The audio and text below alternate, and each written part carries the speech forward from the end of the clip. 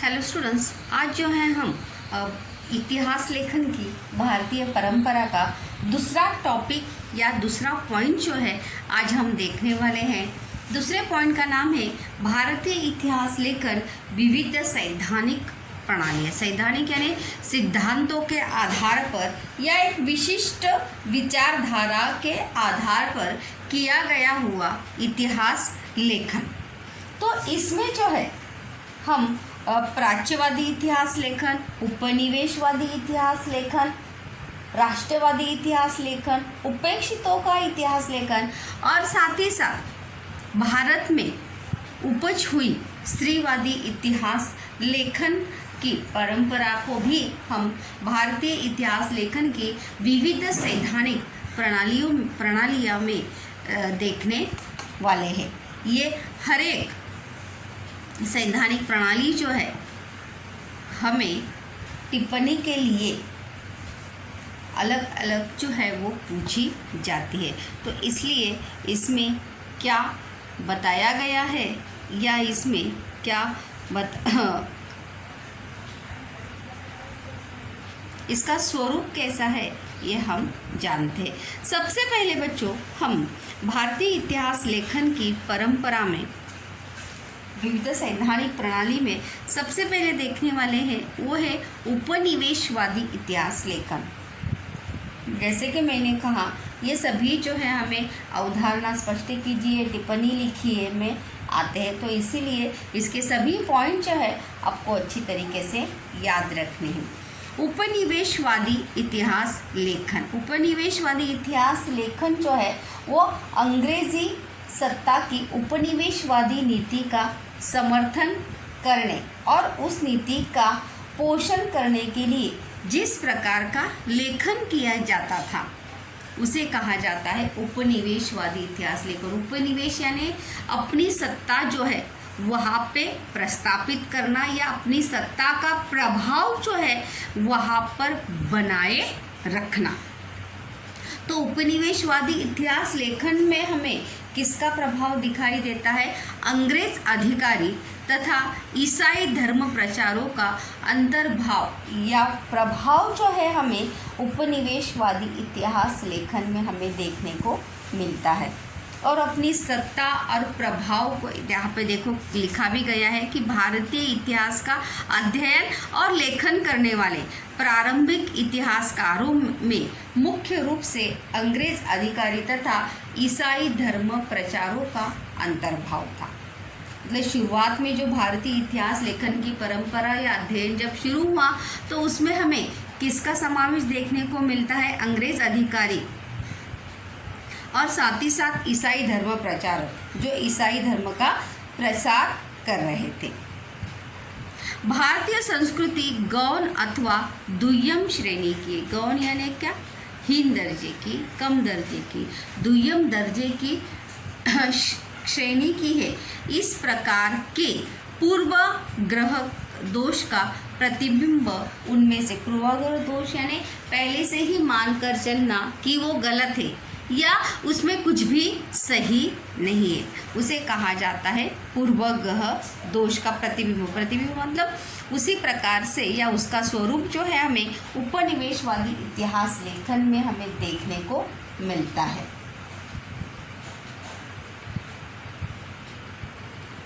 उनके इतिहास लेखन का उपयोग उपनिवेशवादी अंग्रेजी सत्ता के समर्थन हेतु किया गया। जैसे कि मैंने शुरुआत में ही कहा कि अपनी सत्ता का प्रभाव और अपनी सत्ता का विस्तार या अपनी सत्ता को बचाए रखने के लिए, अपनी सत्ता का समर्थन करने के लिए ही उपनिवेशवादी इतिहास लेखन जो है वो शुरू हुआ था।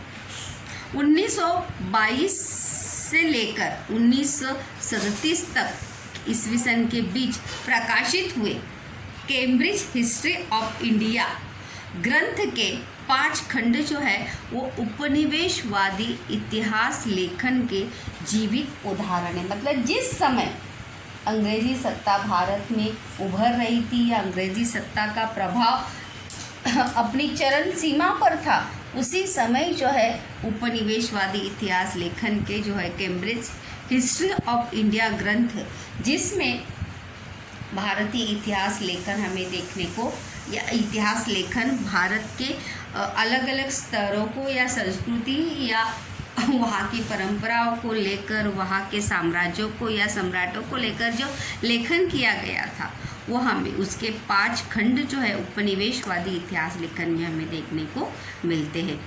तो यहाँ पर अगर देखेंगे तो यहाँ से लेके ये फर्स्ट पॉइंट है, यहाँ से लेके पहला, यहाँ से लेके ये दूसरा, उसके साथ ये तीसरा, कि वहाँ पर अंग्रेज़ जो है, अंग्रेज़ अधिकारी या ईसाई धर्म प्रचारक या अंग्रेजी इतिहासकार जब वो लेखन करते थे तो वहाँ पर पूर्वग्रह दोष का प्रतिबिंब, पूर्वग्रह दोष यानी पूर्वग्रह दूषित नहीं, पूर्वग्रह ग्रसित दृष्टिकोण जो था उनका इतिहास लेखन करते समय होता था। मतलब जैसे हम किसी के बारे में मान के चलते हैं कि ही इज़ रॉन्ग, अगर हमें किसी ने बताया कि ये गलत है तो हम खुद भी वही मान लेते हैं कि ये आदमी गलत है, ये जगह गलत है, ये स्थान गलत है।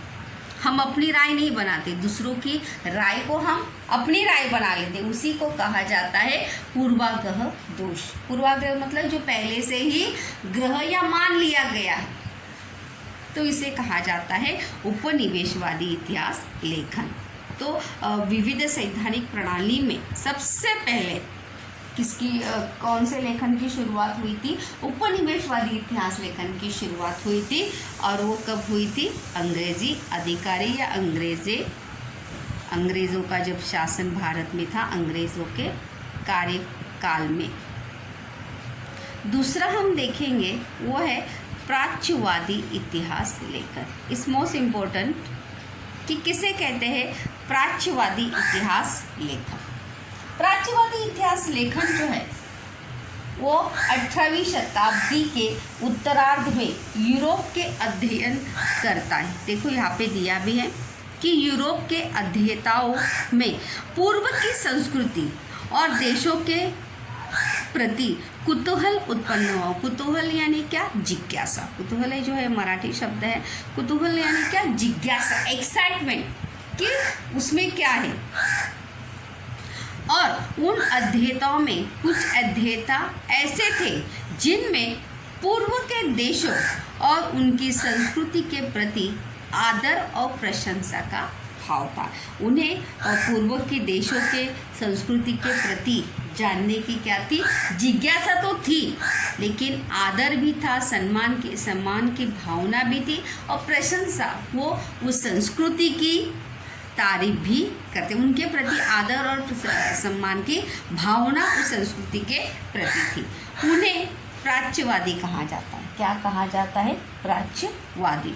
तो यहाँ से लेके ये फर्स्ट पॉइंट है कि 18वीं शताब्दी के उत्तरार्ध में यूरोप के अध्ययनकर्ताओं में पूर्व की संस्कृति और देशों के विषय में उत्सुकता निर्माण हुई और उसी उत्सुकता भरे भारतीय संस्कृति का अध्ययन करने वाले अध्ययनकर्ताओं को क्या कहा जाता है? प्राच्यवादी। क्या कहा जाता है? प्राच्यवादी। प्राच्यवादी किसे कहते हैं? कि ये उस प्रश्न का उत्तर है कि प्राच्यवादी, अगर एक वाक्य का उत्तर तो हमें हिस्ट्री में आता नहीं, लेकिन फिर भी अगर हम इस प्रश्न का एक वाक्य में उत्तर देंगे तो ये पूरा यहाँ से लेके यहाँ तक ये क्या है उसका उत्तर है। ये फर्स्ट पॉइंट है। दूसरा है, इन प्राच्यवादी अध्ययनकर्ताओं ने भारतीय संस्कृति, इतिहास, यहाँ की विभिन्न भाषाओं तथा धर्मों का अध्ययन करके इतिहास लेखन का कार्य जो है वो किया है। मतलब यहाँ के विभिन्न भाषाओं, धर्मों का अध्ययन, मतलब भारत में कौन सी भाषा, यहाँ पर दिया भी देखो, संस्कृत और यूरोपीय भाषाओं की समान धर्मिता का अध्ययन किया। मतलब यूरोप और संस्कृत भाषा में क्या समानता है, इसका अध्ययन या इसका अभ्यास जो है वो यूरोपीय अध्ययनताओं ने किया। और साथ ही साथ वो प्राच्यवादी विद्वानों का बल या उनका सबसे ज़्यादा झुकाव जो है वो कहाँ पे था? वैदिक वाङ्मय, वैदिक साहित्य जो था, हमारा पुराण वेद जो साहित्य जो था, यहाँ पे देखो दिया है वाङ्मय, ये ड का उच्चार जो है वो ग किया जाता है। क्या? वाङ्मय यानी साहित्य, लिटरेचर, हमारा वेद साहित्य या पुराण साहित्य जो बहुत ही महान ऐसा है, वैदिक साहित्य जिसे हम वेद पुराण कहते हैं।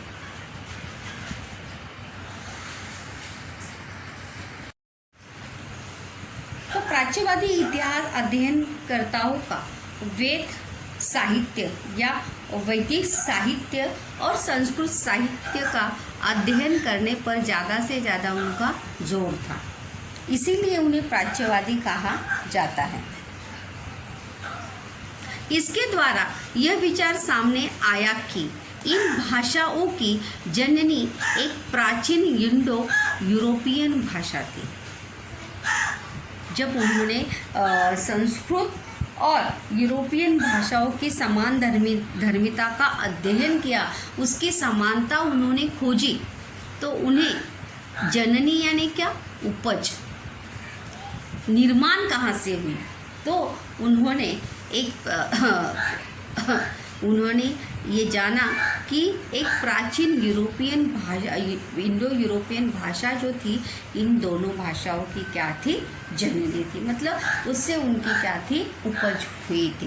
कौन सी भाषा की? संस्कृत और यूरोपीय भाषा की।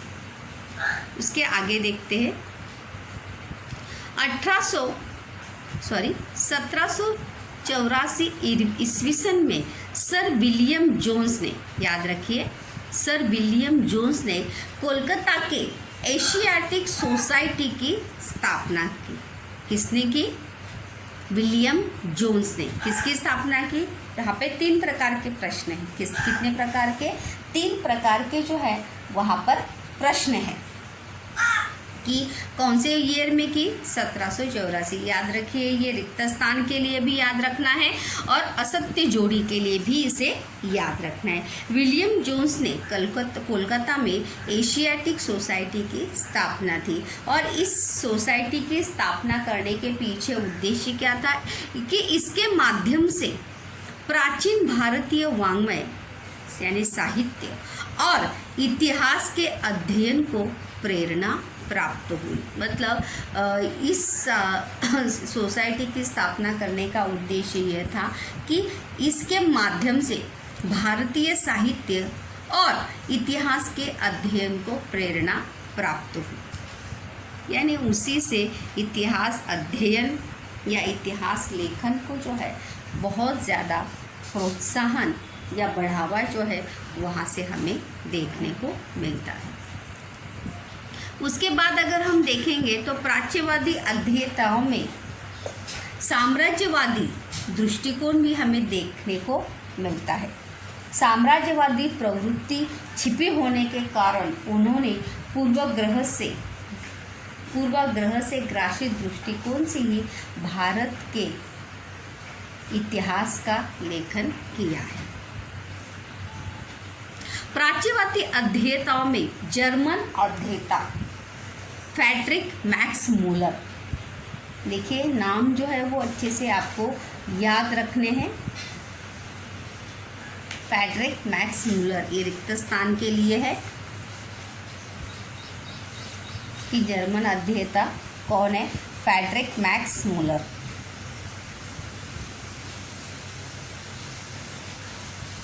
रूप से उल्लेख करना चाहिए कि उसकी दृष्टि से संस्कृत भाषा इंडो यूरोपीय भाषा समूह में अति प्राचीन भाषा शाखा थी।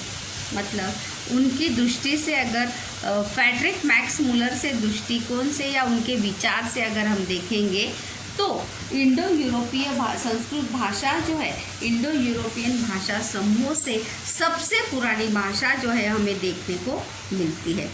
मैक्स मूलर को संस्कृत साहित्य में विशेष रुचि थी। उन्हें विशेष बहुत ज़्यादा उन्हें क्या था,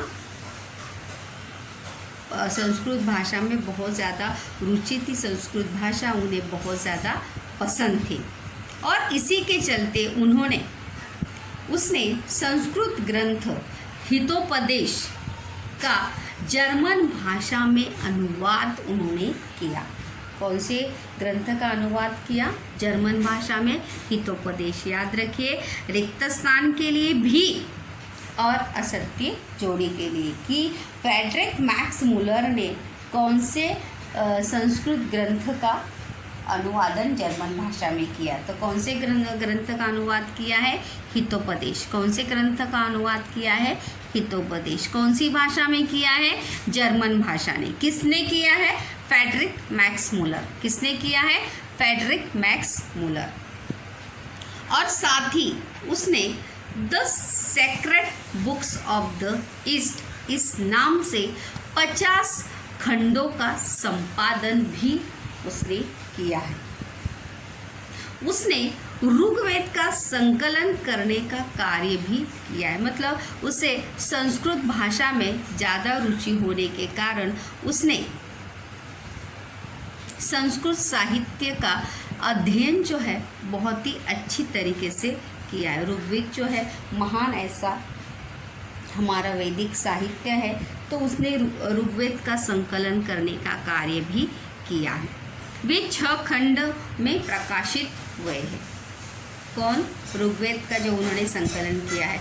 उसने ऋग्वेद ग्रंथ का जर्मन भाषा में अनुवाद भी उन्होंने किया है। यहाँ पर भी देखिए कि फ्रेडरिक मैक्स मुलर ने और कौन से ग्रंथ का, वैदिक ग्रंथ का जर्मन भाषा में अनुवाद किया है? ऋग्वेद ग्रंथ का। कौन से ग्रंथ का? ऋग्वेद ग्रंथ का अनुवाद जो है उन्होंने जर्मन भाषा में किया है। और भले ही यहाँ पर प्राच्यवादी इतिहास लेखन की शुरुआत हुई थी, यूरोपियन अध्ययनकर्ताओं ने इतिहास लेखन की शुरुआत भले ही की थी प्राच्यवादी इतिहास लेखन में, लेकिन इन प्राच्यवादी इतिहास लेखन की एक विशेषता थी, एक बहुत बड़ी, कि इन अध्ययनकर्ताओं में साम्राज्यवादी प्रवृत्ति, क्योंकि ये जो प्राच्यवादी इतिहासकार थे वो सब कौन से थे? यूरोपियन थे, यानी अंग्रेज थे। अंग्रेज अधिकारी और ईसाई धर्म प्रचारक थे, और उन्हें साम्राज्यवादी प्रवृत्ति, साम्राज्यवादी क्या प्रवृत्ति यानी क्या? अपने साम्राज्य का विस्तार करना था, क्योंकि वो भारत पर क्या थे? भारत पर उनका शासन था, भारत उनका गुलाम था। तो उनके लेखन में भी हमें साम्राज्यवादी प्रवृत्ति ही दिखाई देती है। और जब उन्होंने इतिहास लेखन किया तो इतिहास लेखन करते समय भी उन्होंने भी पूर्वग्रह से ग्रासित दृष्टिकोण से ही भारत के इतिहास का लेखन उन्होंने किया। मतलब जो पहले से ही भारत के इतिहास के या भारत के संस्कृति, भारत के साम्राज्य या सम्राटों के प्रति जो दृष्टिकोण था, उसी दृष्टिकोण को उन्होंने ध्यान में रखते हुए या उसी को मानते हुए उन्होंने लेखन वहाँ पर किया है। उसके बाद बहुत ही ज़रूरी ऐसे इतिहास लेखन की शुरुआत जो है वो हमें देखने को यहाँ पर मिलती है, वो है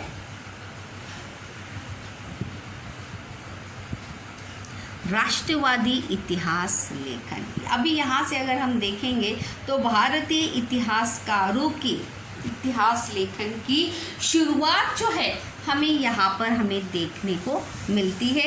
राष्ट्रवादी इतिहास लेखन से भारत में इतिहास लेखन की मतलब इतिहास लेखन की शुरुआत तो वहाँ पर थी, लेकिन अपने दृष्टिकोण से या अपने दृष्टिकोण को दिखाते हुए, लोगों को जागरूक करते हुए राष्ट्रवादी इतिहास, इसीलिए तो उसे राष्ट्रवादी कहा गया है, क्योंकि राष्ट्रवादी इतिहास लेखन का मेन मुद्दा या मेन उद्देश्य या प्रमुख उद्देश्य क्या था कि भारतीयों को अपनी आज़ादी का एहसास दिलाना। अपने मतलब हम किसी के भी गुलाम बनकर रह नहीं सकते। अपनी आज़ादी को प्राप्त करने का ध्येय या स्वप्न या ख्वाब जो है राष्ट्रवादी इतिहासकारों ने सभी भारतीयों के आंखों में उन्होंने जगाया। और स्वतंत्र भारत या हम भारत को आज़ाद करके रखेंगे, भारत को स्वतंत्र करके रखेंगे, इसकी नींव जो है या इसकी शुरुआत जो है हमें इतिहास, राष्ट्रवादी इतिहास लेखन में हमें देखने को मिलती है। देखिए, ये भी देखिए टिप्पणी के लिए यहाँ पर ये आता है।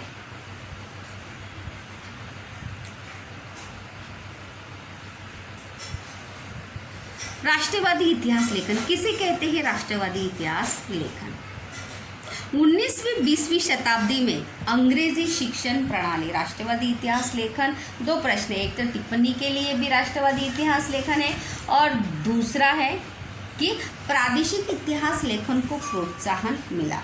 क्या है? प्रादेशिक इतिहास लेखन को प्रोत्साहन मिला। कारण स्पष्ट कीजिए। तो ये उसका उत्तर भी है कि अंग्रेजी 19वीं-20वीं शताब्दी में अंग्रेजी शिक्षा प्रणाली में शिक्षित भारतीय इतिहासकारों के लेखन में भारत के प्राचीन वैभव के प्रति गौरव का भाव और भारतीय के आत्मसम्मान को जागरूक करने की ओर उनका झुकाव हमें दिखाई देता है। ठीक है, जैसे कि मैंने कहा कि अंग्रेजी शिक्षा से भारतीय में वहाँ पर अंग्रेजी शिक्षा से प्रेरित या शिक्षा प्रणाली से शिक्षित हुए भारतीय इतिहासकारों ने भारतीय प्राचीन वैभव के प्रति सम्मान की भावना थी, आत्मसम्मान की भावना थी, और वही आत्मसम्मान और आदर जो है भारतीयों के प्रति जागरूक करने का उनका झुकाव जो है वो राष्ट्रवादी इतिहास लेखन में हमें देखने को मिलता है। और इसी से राष्ट्रवादी इतिहास लेखन की क्या हुई? शुरुआत हुई। राष्ट्रवादी इतिहास लेखन को गति मिली। उनके लेखन को ही क्या कहा जाता है? राष्ट्रवादी इतिहास लेखन। राष्ट्रवादी यानी क्या? अपने राष्ट्र के लिए, अपने देश के लिए, अपने हक के लिए, अपनी संस्कृति के लिए जो लेखन किया गया, अपनी संस्कृति को विश्व के सामने, पूरे सभी देशों के सामने रखने के लिए जो लेखन किया गया, उसे ही कहा जाता है राष्ट्रवादी इतिहास लेखन।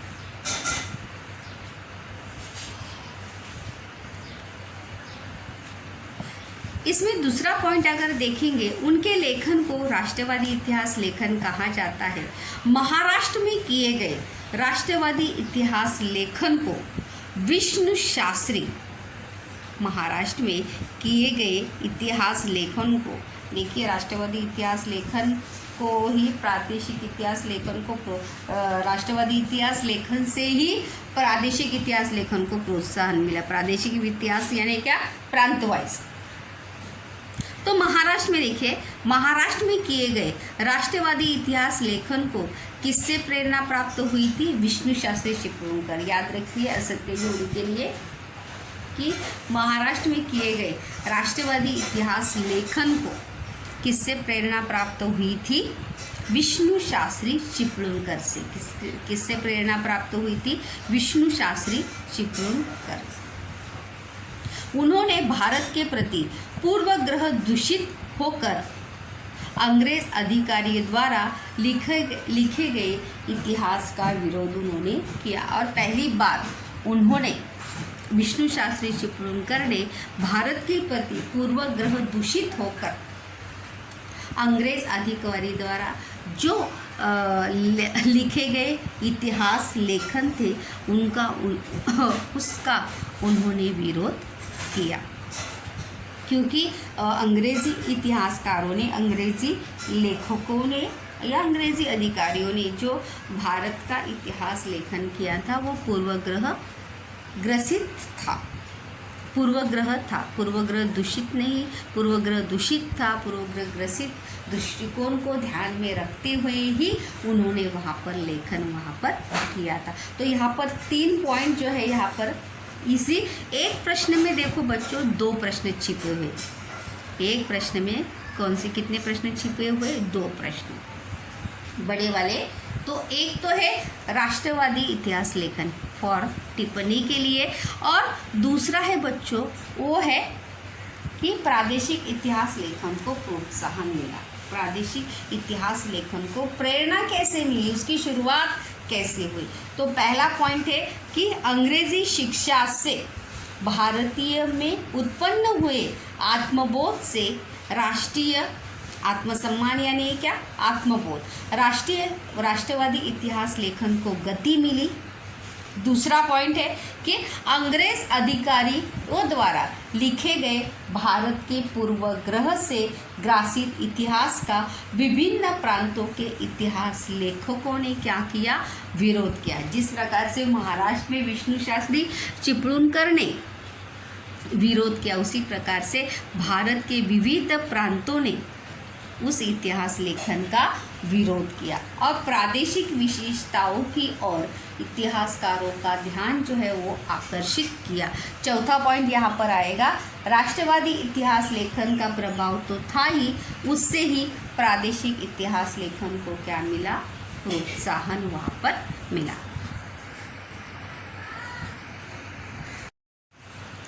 और इस प्रकार राष्ट्रवादी इतिहास लेखन करने वाले इतिहासकारों ने भारतीय इतिहास का स्वर्णिम युग खोजने का प्रयास किया। स्वर्णिम युग यानी जिसे हम कहते हैं भारत एक क्या कहा गया जाता था, सोने की चिड़िया कहा जाता था। तो इसीलिए जब राष्ट्रवादी इतिहासकारों का उदय हुआ, प्रादेशिक इतिहास को प्रोत्साहन मिला, तब इन सभी इस प्रकार के राष्ट्रवादी इतिहास लेखन करने वाले इतिहासकारों ने भारतीय इतिहास का स्वर्णिम युग, स्वर्णिम यानी क्या, अच्छी मतलब भारतीय साहित्य के प्रति हो, भारतीय संस्कृति के प्रति हो, भारतीय परंपराओं के प्रति हो, भारत के साम्राज्य या विविध सम्राटों के बारे में हो, विविध उनके कालखंडों के बारे में हो, उनके कार्यकाल के बारे में हो, उनके पूरे कार्य के बारे में जानकारी हो। तो ये सभी खोजने का प्रयास जो है उन्होंने किया। और ऐसा करते समय कभी कभी ऐतिहासिक तथ्यों और यथार्थ की विश्लेषणात्मक छानबीन करने की और उपेक्षा की गई। ऐतिहासिक तथ्य यानी क्या, सच्चाई, और यथार्थ यानी क्या, उसको आधार क्या है, विश्लेषणात्मक छानबीन करने की और उपेक्षा की गई। उपेक्षा की गई मतलब उसे दुर्लक्षित किया गया, उसकी ओर ध्यान दिया गया नहीं। ऐसा आक्षेप भी राष्ट्रवादी इतिहास लेखन करने वालों पर किया गया कि राष्ट्रवादी इतिहास लेखनकारों ने भारतीय इतिहास को विश्व के सामने रखने के लिए उन्होंने ऐतिहासिक तथ्य और यथार्थ यानी क्या, उसकी सत्यता की छानबीन जो है अच्छे से की नहीं या उसकी तरफ ध्यान दिया नहीं। ऐसे आरोप भी राष्ट्रवादी इतिहास लेखनकारों को लगाए गए।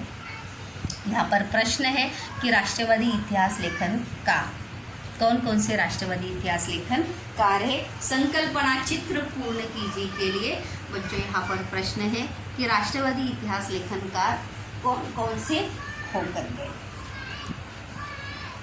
यहाँ पर अगर हम देखेंगे तो महादेव गोविंद रानडे, रामकृष्ण गोपाल भांडारकर, विनायक दामोदर सावरकर जिसे हम वीदा सावरकर भी कहते हैं, राजेंद्र लाल मिश्र, रमेश चंद्र मुजुमदार, काशी प्रसाद जायसवाल, राधा मुकुंद मुखर्जी, भगवान लाल इंद्रजी, वासुदेव मिराशी, अनंत सदाशिव आलतेकर,